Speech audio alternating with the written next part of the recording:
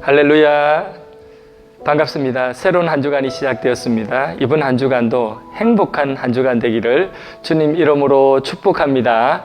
삶이 행복하고 불행한 것은 대체로 관계 때문입니다.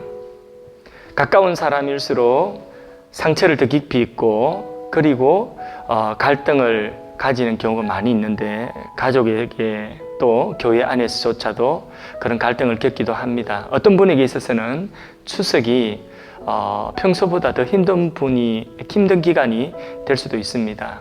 그 이유를 상대방 때문이라고 생각을 하지만 사실 많은 경우 자기중심적인 사고 때문입니다. 자기중심적인 사고라고 하는 것은 이런 것입니다.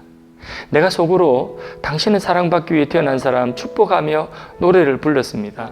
속으로 부른 노래이기 때문에 다른 사람이 알 길이 없는 거죠. 그런데 내가 부른 이 노래의 감동을 상대방도 알 것이라고 생각하는 것이 자기중심적인 사고라고 하는 것입니다. 어떤 사람은 누가 여럿이 모여서 이야기하면 저 사람들 나 흉보는 것일 거야 라고 생각하고, 누가 지나가면서 웃으며 지나가는 것도 저 사람 나를 조롱하나 이렇게 생각하는 그것이 자기중심적인 사고인 것입니다. 자기를 기준으로 앞을 보니 앞이 되는 것이고 자기를 기준으로 좌우가 결정나는 거죠. 그런데 상대방의 입장에서 보면 정반대 아니겠습니까? 그러니 관계 속에 갈등이 일어나는 거죠.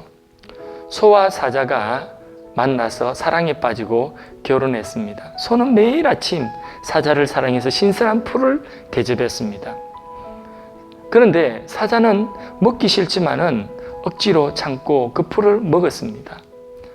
사자도 매일 저녁 피가 뚝뚝 떨어지는 고기를 이 소에게 대접을 했습니다. 소도 먹기 싫지만은 억지로 참으며 먹었습니다. 참는 것이 얼마나 오래 갈까요? 결국은 폭발한 거죠.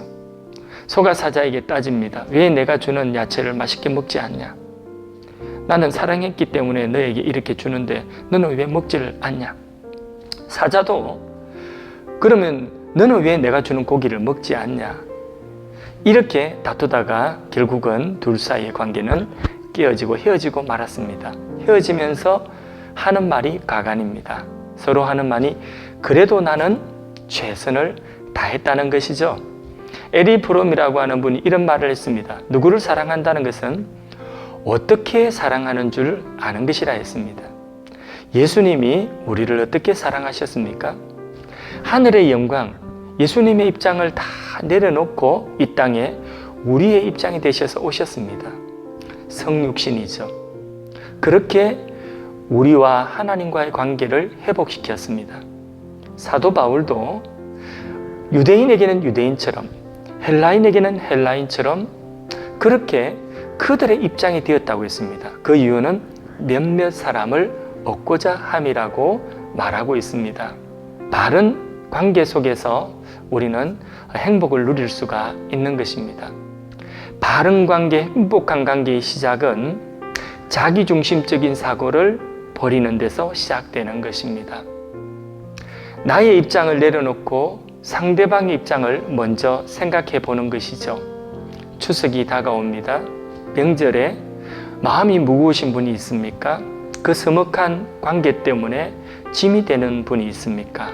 그 가족을 대하기 전에 먼저 자기중심적인 사고를 버리고 상대방의 입장, 다른 사람의 입장을 헤아려 보는 그런 시간 갖기를 주님의 이름으로 축복합니다.